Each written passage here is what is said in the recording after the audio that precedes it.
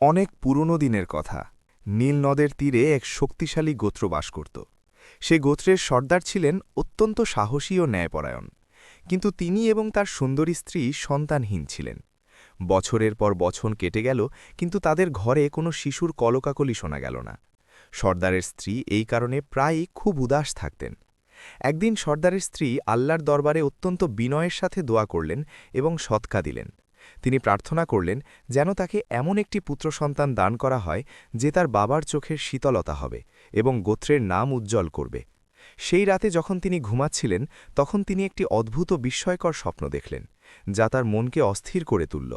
স্বপ্নে তিনি দেখলেন যে তার পেট থেকে একটি গাছ বের হয়েছে, যার দুটি শাখা রয়েছে। একটি শাখা ছিল অত্যন্ত দীর্ঘ ও শক্ত, অন্যদিকে অন্যটি ছিল খুবই নরম ও নাজুক। সকালে উঠে যখন তিনি জ্যোতিষীদের কাছে এই স্বপ্নের ব্যাখ্যা জানতে চাইলেন, তখন তারা জানালো যে তার যমজ পুত্র সন্তান হবে, যারা মেজাজে একে অপরের থেকে সম্পূর্ণ আলাদা হবে। কিছুদিন পর আল্লাহ তার দোয়া কবুল করলেন এবং তিনি গর্ভবতী হলেন। পুরো গোত্রে খুশির জোয়ার বয়ে গেল, কারণ লোকজন তাদের সর্দারকে খুব ভালোবাসত। উদযাপন করা হলো এবং কুরবানি দেওয়া হলো। ৯ মাস পূর্ণ হওয়ার পর দুটি সুন্দর পুত্র সন্তান জন্ম নিল, যাদের নাম রাখা হল কেনান ও আনান। সময়ের সাথে সাথে দুই ভাই বড় হতে লাগল। দেখতে তারা একই রকম ছিল, কিন্তু অভ্যাসে ছিল আকাশ-পাতাল পার্থক্য। আনান ছিল এক মজবুত ও নির্ভীক ছেলে, যে শিকার করতে এবং বনে জঙ্গলে ঘুরে বেড়াতে পছন্দ করত। পরিশ্রম ও ব্যায়ামের কারণে তার শরীর অত্যন্ত শক্তিশালী হয়ে উঠেছিল। এর বিপরীতে কেনান ছিল নরম মনের ও শান্ত স্বভাবের। সে তার মায়ের কাছে বসে গল্প শুনতে এবং জ্ঞানগর্ভ কথা বলতে পছন্দ করত। কঠিন কাজ ও শিকার তার পছন্দ ছিল না। সে ফুল, পাখি ও কবিতা ভালোবাসত। কিন্তু গোত্রের মানুষজন বেশিরভাগই আনানের শক্তির কারণেই তাকেই গুরুত্ব দিত। আনানের নিজের শক্তির উপর খুব অহংকার হয়ে গিয়েছিল। সে প্রায়ই তার ভাই কেনানকে নিয়ে উপহাস করত এবং তাকে দুর্বল বলে খ্যাপাত। সে বলত যে তুমি পুরুষ নও, বরং মেয়েদের মতো নাজুক। আনানের বিশ্বাস ছিল যে এই পৃথিবীতে শুধু শক্তিশালীরাই বেঁচে থাকার যোগ্য, আর দুর্বলরা সবসময় হিংস্র পশুর শিকার হয়। বেচারা কেনান মানুষের ঘৃণ্য নজরে খুব দুঃখী থাকত। যখনই আনান কোনো বড় পশু শিকার করে আনত, তখন মানুষ তার প্রশংসা করত, আর কেনানকে অবজ্ঞার চোখে দেখত। একবার আনান লোকালয়ের কাছে আসা একটি চিতাবাঘকে মেরে ফেলল, এবং একবার পাহাড়ের চূড়া থেকে ঈগলের ডিম নিয়ে এলো। এই বীরত্বপূর্ণ কাজের কারণে বাবার ঝোঁকও তার দিকে হতে লাগল। বাবা তার বিয়ে এক সুন্দরী মেয়ের সাথে দিয়ে দিলেন এবং সে উন্নত খাবার ও সম্মান পেতে লাগল। অন্যদিকে কেনান আরও একা হয়ে গেল। কেনানের মা সবসময় তার পাশে থাকতেন এবং বলতেন যে শাসক হওয়ার জন্য শুধু শক্তি নয়, বরং নম্রতা ও প্রজ্ঞাও জরুরি। কিন্তু কেনান বুঝতে পেরেছিল যে এই গোত্রে তার জন্য আর কোনো জায়গা নেই। এক রাতে সে সিদ্ধান্ত নিল যে সে এই লোকালয় ছেড়ে কোথাও দূরে চলে যাবে, যেখানে তাকে চেনার মতো কেউ নেই। যখন রাতের অন্ধকার ঘনিয়ে এলো, কেনান নিঃশব্দে তার জিনিসপত্র বাঁধল। সে একটি ঝুড়িতে কিছু কলা রাখল এবং উটপাখির ডিমের খোসায় পানীয় জল ভরল। সে তার বাড়ি থেকে বের হল এবং চাঁদের আলোয় ঘন জঙ্গলের দিকে হাঁটতে শুরু করল। তার মনে এই কষ্ট ছিল যে তার নিজের বাবাও তাকে পছন্দ করতেন না। কেনান জঙ্গলে হাঁটতে থাকল এবং তার কোনো হিংস্র পশুর ভয় ছিল না। তার মাথায় তার মায়ের ভালোবাসা ছিল, যিনি সবসময় তার পাশে ছিলেন। চলতে চলতে তার পা ফুলে গেল এবং সে ক্লান্তিতে ভেঙে পড়ল। অবশেষে সে এমন এক জায়গায় পৌঁছল যেখানে অনেক গাছ ছিল এবং সেখানে কিছু খালি কুঁড়েঘর দেখা যাচ্ছিল। সেখানে কোনো মানুষ বা পশু উপস্থিত ছিল না। এটি দেখে কেনান খুব অবাক হল। সে দেখল যে হাঁড়িগুলো তখনও চুলার ওপর রাখা ছিল, কিন্তু আগুন অনেক আগেই নিভে গিয়েছিল। দেখে মনে হচ্ছিল যেন মানুষজন হঠাৎ কোথাও উধাও হয়ে গিয়েছে। কেনান আল্লাহর নাম নিল এবং জল পান করার জন্য কাছে থাকা একটি ছোট ঝিলের দিকে এগিয়ে গেল। ঝিলের জলে গাছের অনেক পাতা ভাসছিল। কিছু পাতা ছিল হলুদ, কিছু সবুজ, আর কিছু ছিল খুব বড়। কেনান যখনই একটি হলুদ পাতাকে স্পর্শ করল, সে একজন বৃদ্ধ মানুষের কণ্ঠস্বর শুনতে পেল, যে বলছিল, দয়া করে আমাকে এখান থেকে বের করো। কেনান ভয় পেয়ে গেল এবং এদিক ওদিক তাকাতে লাগল, কিন্তু সেখানে কাউকে দেখা গেল না। যখন সে সাহস করে একটি সবুজ পাতায় হাত দিল, তখন সে একটি মেয়ের কণ্ঠস্বর শুনতে পেল, যে একই মিনতি করছিল। কেনান সাহস সঞ্চয় করল এবং সেই পাতাটিকে জল থেকে তুলে মাটিতে রাখল। দেখতে দেখতে সেই পাতাটি এক সুন্দরী মেয়েতে পরিণত হল এবং সেই মেয়েটি নিজেকে আড়াল করার জন্য একটি গাছের পেছনে লুকিয়ে গেল।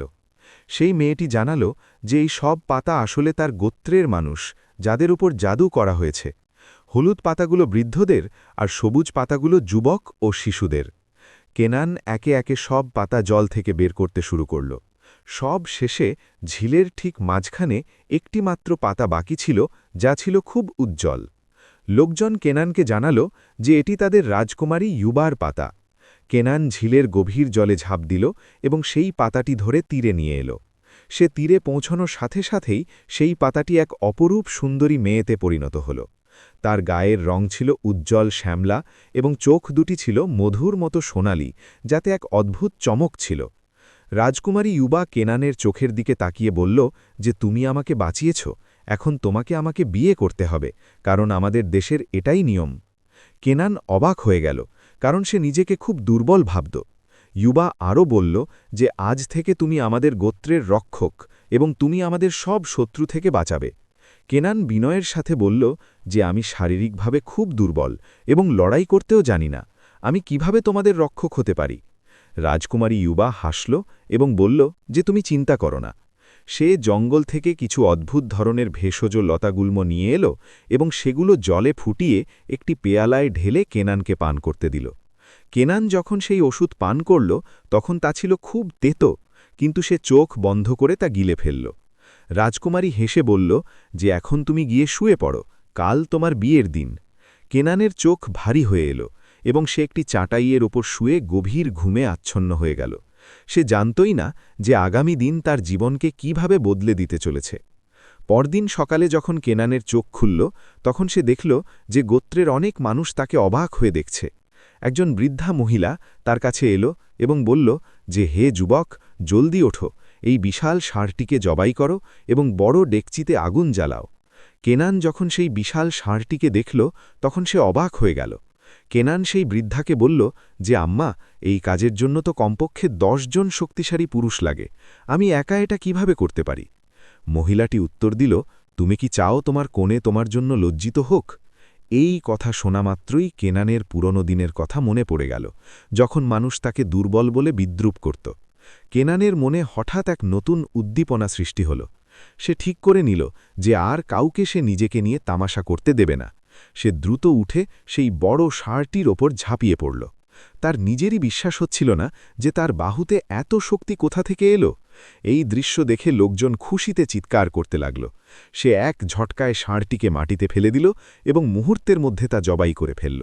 সে একাই ষাঁড়টির চামড়া ছাড়াল এবং মাংসের টুকরো করে বড় তামার ডেকচিতে ভরে দিল। তার সাহস ও ক্ষিপ্রতা দেখে পুরো গোত্র স্তম্ভিত হয়ে গেল এবং চারদিকে হাততালির শব্দ শোনা গেল।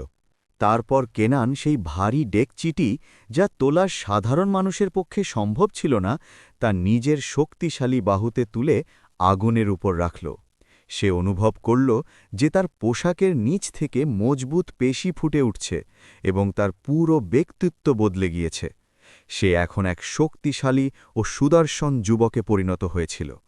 বৃদ্ধা মহিলাটি হাসল এবং বলল যে, এখন তুমি গিয়ে গোসল করো এবং নতুন পোশাক পরো, কারণ আজ রাতে তোমার বিয়ে এই গোত্রের রাজকুমারী ইউবার সাথে। সন্ধ্যার সময় কেনান যখন সেজে গুজে রাজকুমারীর প্রাসাদের মতো কুঁড়েঘরে পৌঁছাল, সেখানকার দৃশ্য ছিল চমৎকার। চারদিকে প্রহরী খঞ্জর হাতে দাঁড়িয়েছিল। কেনান যখন রাজকুমারী ইউবার উপর নজর দিল, তখন সে তার রূপের মাঝে হারিয়ে গেল। সে অত্যন্ত সুন্দর পোশাক ও অলংকার পরিহিত ছিল। কেনানের বিশ্বাসই হচ্ছিল না যে সেই ছেলেটি, যে কয়েকদিন আগে জঙ্গলে ঘুরে বেড়াচ্ছিল এবং যাকে তার বাবা প্রত্যাখ্যান করেছিলেন, আজ এক রাজপুত্রের মতো দাঁড়িয়ে আছে। বিয়ের অনুষ্ঠান শুরু হল এবং হরেক রকমের সুস্বাদু খাবার পরিবেশন করা হল। গোত্রের মানুষ নাচছিল এবং খুশির গান গাইছিল। এই উৎসব পুরো 7 দিন ও 7 রাত ধরে চলল। আশেপাশের সমস্ত গোত্রে কেনানের শক্তি ও সাহসের কথা ছড়িয়ে পড়ল এবং কেউ এই গোত্রের দিকে চোখ তুলে তাকানোর সাহস করল না। 1 বছর কেটে গেল এবং কেনান তার নতুন জীবনে খুব সুখী ছিল। সে সব দিক থেকে সম্মান ও ভালোবাসা পাচ্ছিল। একদিন রাজকুমারী ইউবা তাকে পরামর্শ দিল যে, কেনান, কখনো কাউকে এই জাদুকরী ওষুধের রহস্য বলো না, নয়তো এর প্রভাব শেষ হয়ে যাবে। আর কখনো এই লোকালয় থেকে দূরে যেও না। কেনান তাকে কথা দিল যে সে তাকে ছেড়ে কোথাও যাবে না, কিন্তু সময়ের সাথে সাথে তার মায়ের কথা মনে পড়তে লাগল। তার মনে এই তীব্র ইচ্ছা জাগল যে সে একবার গিয়ে তার মাকে দেখবে এবং তাকে জানাবে যে তার ছেলে আর দুর্বল নেই, বরং একজন মহান বাদশাহ হয়ে গিয়েছে। কেনান তার মায়ের স্মৃতিতে অস্থির হয়ে উঠল এবং অবশেষে তার নিজের গোত্রে ফিরে যাওয়ার সিদ্ধান্ত নিল। রাজকুমারীর মানা করা সত্ত্বেও সে অনেক দামি উপহার জোগাড় করল এবং সফরে বেরিয়ে পড়ল। সে ৩ দিন ধরে অনবরত হাঁটল, যতক্ষণ না তার ছোটবেলার পরিচিত লোকালয়ের চিহ্ন দেখা গেল। সে যখন তার বাবার বাড়ির দিকে যাচ্ছিল, তখন রাস্তায় তার ভাই আনানের সাথে দেখা হল। আনান তাকে চিনতে পারলেও আগের মতোই বিদ্রূপ করতে লাগল এবং খোঁচা দিয়ে কথা বলতে লাগল। তার বিন্দুমাত্র ধারণা ছিল না যে তার ভাই এখন আর সেই দুর্বল কেনান নেই, বরং তার ভেতর এখন প্রচণ্ড শক্তি চলে এসেছে। কেনান নিঃশব্দে তার জিনিসপত্র মাটিতে রাখল এবং খুব শান্তভাবে বলল যে, হে আনান, আজ আমি তোকে আমার শক্তি দেখাব।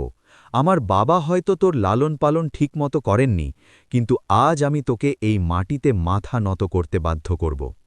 এই কথা শোনা মাত্রই আনান রাগে আগুন হয়ে গেল এবং লড়াইয়ের জন্য এগিয়ে এলো। আনান চিৎকার করে বলল যে, তোর এত সাহস, আমি তোকে এমন শিক্ষা দেব যে তুই আর মাথা তোলার যোগ্য থাকবি না। শোরগোল শুনে পুরো গোত্রের মানুষ সেখানে জড়ো হল, যাতে 2 ভাইয়ের লড়াই দেখতে পারে। সবার এখনও এটাই বিশ্বাস ছিল যে আনান এক মুহূর্তেই কেনানকে হারিয়ে দেবে। যেমনই লড়াই শুরু হল, মানুষ কেনানের ক্ষিপ্রতা ও শক্তি দেখে অবাক হয়ে গেল। সে এক খ্যাপা সিংহের মতো লড়ছিল। আনান আপ্রাণ চেষ্টা করল কেনানকে কাবু করার, কিন্তু কেনানের নতুন জাদুকরী শক্তির সামনে তার কোনো জারিজুরি চলল না এবং সে অসহায় হয়ে পড়ল। কিছুক্ষণের মধ্যেই কেনান আনানকে মাটিতে আছাড় মারল এবং তার পা আনানের বুকের উপর রেখে জিজ্ঞেস করল যে, এখন বল, আমাদের দুজনের মধ্যে বেশি শক্তিশালী কে?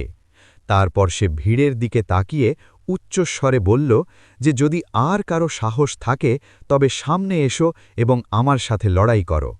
কেনানের দাপট দেখে পুরো গোত্র পিছিয়ে গেল এবং কারো কথা বলার সাহস হল না। সবাই অবাক ছিল যে এই সেই রোগা পাতলা কেনান, যে কখনো কারো সাথে লড়াই করতে জানত না। কেনান তার ভাইকে ছেড়ে দিল এবং তার মায়ের সাথে দেখা করার জন্য ঘরের ভেতর চলে গেল। বাবা যখন কেনানের এই বিস্ময়কর পরিবর্তন ও শক্তির কথা শুনলেন, তখন তিনি খুব প্রভাবিত হলেন। তিনি কেনানের সম্মানে এক বড় ভোজের আয়োজন করলেন এবং ঘোষণা করলেন যে এখন থেকে কেনানই হবে গোত্রের উত্তরাধিকারী। বাবার এই পরিবর্তিত আচরণ দেখে কেনানের মনে হল যে তার হারানো আত্মসম্মান ফিরে এসেছে। অন্যদিকে আনানের মনে তীব্র হিংসে জন্ম নিল। সে এটা জানার জন্যে অস্থির হয়ে উঠল যে কেনানের কাছে এত ধনসম্পদ ও শক্তি কোথা থেকে এলো। সে এক চাল চালল এবং কেনানের কাছে গিয়ে মিথ্যে ক্ষমা চাইল। সে কেনানের জন্যে বিশেষ খাবার ও নেশাজাতীয় পানীয় তৈরি করল, যাতে তাকে ভুলিয়ে কথা বের করতে পারে। রাতের বেলা যখন নেশার কারণে কেনানের মাথা ঘুরতে লাগল, তখন আনান সুযোগ বুঝে তাকে তার জীবন সম্পর্কে প্রশ্ন করতে শুরু করল। কেনান পুরোপুরি সচেতন ছিল না, তাই সে জাদুকরী ঝিল, পাতায় রূপান্তরিত জাতি, রাজকুমারী ইউবা এবং সেই জাদুকরী লতাগুল্মের পুরো রহস্য তার ভাইকে বলে দিল। পরদিন সকালে যখন কেনানের চোখ খুলল, তখন তার মাথা ব্যথায় ফেটে যাচ্ছিল। তার ঝাপসা মনে পড়ছিল যে রাতে সে তার ভাইকে কিছু একটা বলেছিল, কিন্তু পুরো কথা মনে আসছিল না। সে এদিক ওদিক দেখল, কিন্তু আনান সেখানে ছিল না। কেনান তাকে ডাকল, কিন্তু কোনো সাড়া পেল না। ঘাবড়ে গিয়ে কেনান লোকজনকে জিজ্ঞেস করল যে আনান কোথায়। এক লোক জানাল যে আনান তো কাক ভরেই তার জিনিসপত্র আর খাবার নিয়ে জঙ্গলের দিকে বেরিয়ে গিয়েছে। এই কথা শোনামাত্র কেনানের পায়ের নিচ থেকে মাটি সরে গেল, কারণ সে বুঝতে পারল যে সে জাদুকরী রহস্য তার ভাইকে বলে ফেলেছে। কেনান চিৎকার করে উঠল যে, হায় আফসোস, আমি আমার বোকামিতে সব কিছু ধ্বংস করে দিলাম। সে জানত যে আনান এখন জাদুকরী লতাগুল্মের সন্ধানে গিয়েছে। কেনান দৌড়াতে দৌড়াতে জঙ্গলের দিকে ছুটল, যাতে আনান পৌঁছনোর আগেই রাজকুমারীকে খবর দিতে পারে এবং নিজের এই বড় ভুলের জন্যে ক্ষমা চাইতে পারে। দৌড়াতে দৌড়াতে সে সেই জায়গায় পৌঁছল যেখানে রাজকুমারীর লোকালয় ছিল, কিন্তু সেখানকার দৃশ্য দেখে তার মুখ দিয়ে চিৎকার বেরিয়ে গেল। সেখানে কোনো কুঁড়েঘর ছিল না, আর কোনো মানুষও ছিল না। দেখে মনে হচ্ছিল যেন মাটি ফেটে গিয়েছে এবং পুরো লোকালয় তাতে বিলীন হয়ে গিয়েছে। সেই জায়গাটি এখন জনশূন্য ও নিস্তব্ধতায় ডুবেছিল। কেনান পাগলের মতো এদিক ওদিক দৌড়াতে লাগল এবং উচ্চস্বরে ডাকতে লাগল, ইউবা, আমাকে ক্ষমা করো, খোদার কসম ফিরে এসো। কিন্তু সেখানে শুধু পাখিদের ডাক আর বানরদের লাফালাফি শোনা যাচ্ছিল। রাজকুমারী ইউবা এবং তার গোত্র চিরদিনের জন্য উধাও হয়ে গিয়েছে। সে সেখানেই মাটিতে বসে পড়ল এবং ফুপিয়ে ফুপিয়ে কাঁদতে লাগল। তার রাজকুমারীর সেই কথা মনে পড়ল যে রহস্য কাউকে বলো না। ঠিক সেই মুহূর্তে সে দেখল যে একটি ছায়া তার দিকে এগিয়ে আসছে। সেটা ছিল আনান, যে বিধ্বস্ত অবস্থায় খালি হাতে ফিরে আসছিল। রাগে কেনান আনানের উপর ঝাঁপিয়ে পড়ল যাতে তাকে শাস্তি দিতে পারে, কিন্তু সে আক্রমণ করার সাথে সাথেই আনান এক ধাক্কায় তাকে দূরে ফেলে দিল। কেনান মাটিতে পড়ে গেল এবং তার উপলব্ধি হল যে তার শরীর থেকে সেই সব জাদুকরী শক্তি চলে গিয়েছে। রহস্য ফাঁস হতেই জাদুর প্রভাব মুছে গিয়েছিল এবং কেনান আবার সেই পুরনো দুর্বল ছেলেতে পরিণত হয়েছিল। আনান তাকে অবজ্ঞার চোখে দেখল এবং কিছু না বলে সেখান থেকে চলে গেল। কেনানের কাছে তার জীবন এখন আগের চেয়েও বেশি ভারী মনে হতে লাগল, কারণ সে তার ভালোবাসাও হারিয়েছিল এবং তার সম্মানও। সে বেশ কয়েকদিন সেই জঙ্গলে ঘুরে বেড়াল। রাজকুমারীর স্মৃতিতে সে ফুলের মুকুট বানাত এবং সেগুলো গাছে ঝুলিয়ে দিত। পুরো গোত্রে তার গল্প ছড়িয়ে পড়েছিল। তার বাবা তাকে আবার প্রাসাদে ডাকলেন এবং বললেন যে, বাবা, যা হওয়ার হয়েছে, এখন তুমি আমার উত্তরাধিকারী হও এবং শাসনভার গ্রহণ করো। কিন্তু কেনান অস্বীকার করল এবং বলল যে, আব্বাজান, আমার এই রাজসিংহাসন চাই না। আমি আমার ইউবাকে খুঁজব, এতে যদি আমার পুরো জীবনও কেটে যায় তবে তাই সই। কেনান সাহস হারাল না এবং এখন সে আগের মতো দুর্বল হয়ে বসে থাকতে চাইল না। সে নিজের হাতে একটি মজবুত ধনুক ও তীরের তুনি তৈরি করল। সে মনে মনে প্রতিজ্ঞা করল যে এখন সে জাদুর সাহায্যে নয়, বরং নিজের পরিশ্রম ও একাগ্রতা দিয়ে একজন সাহসী শিকারী ও ভালো মানুষ হয়ে দেখাবে। সে প্রতিদিন জঙ্গলে বেরিয়ে পড়ত এবং পশু পাখি শিকার করা শিখত। যখনই সে ক্লান্ত হয়ে যেত, রাজকুমারী ইউবার সুন্দর চোখ দুটো তার মনে পড়ে যেত। এই স্মৃতি তার মনে নতুন সাহস জোগাত এবং সে আবার উঠে পরিশ্রমে লেগে যেত। ধীরে ধীরে তার শারীরিক শক্তি ও দক্ষতা আগের চেয়েও উন্নত হতে লাগল। যেখানে যেখানে তার রাজকুমারীর কথা মনে পড়ত, সে সেখানে ফুলের একটি সুন্দর মালা বানাত এবং তাকে গাছের ডালে সাজিয়ে দিত। জঙ্গলের পশু ও পাখিলা তার এই বিশ্বস্ততা দেখে অবাক হতো। একদিন ক্যানান প্রতিদিনের মতো ফুলের একটি খুব সুন্দর মালা বানাল এবং তা একটি পুরনো গাছের ডালে ঝুলিয়ে সেখানেই বসে কাঁদতে লাগল। তার নিজের ভুলের জন্য গভীর অনুশোচনা হচ্ছিল এবং সে মন থেকে খোদার কাছে ক্ষমা চাইছিল। হঠাৎ সে তার কাঁধে একটি খুব নরম হাতের স্পর্শ অনুভব করল। ক্যানান ফিরে তাকাল তো তার খুশির কোনো সীমা থাকল না। সামনে রাজকুমারী ইউবা দাঁড়িয়েছিল এবং সেই ফুলের মুকুটটি তার মাথায় সাজানো ছিল। ক্যানান নিজের চোখকে বিশ্বাস করতে পারছিল না। কাঁপানো গলায় সে জিজ্ঞেস করল যে, ইউবা, এটা কি সত্যি তুমি?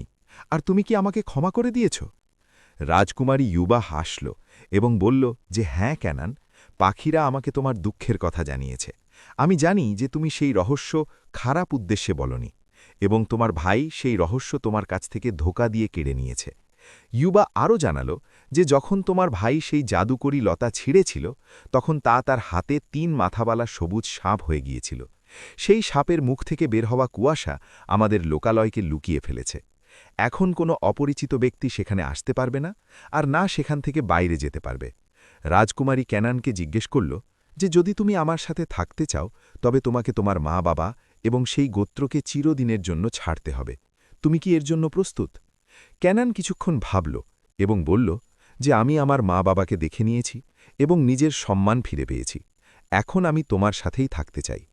ইউবা ক্যানানের হাত ধরে বলল যে, এখন আমাদের বাঁচানোর জন্য তোমার কোনো জাদুর প্রয়োজন নেই, কারণ তুমি নিজের পরিশ্রমে লড়াই করা এবং শিকার করা শিখে নিয়েছ।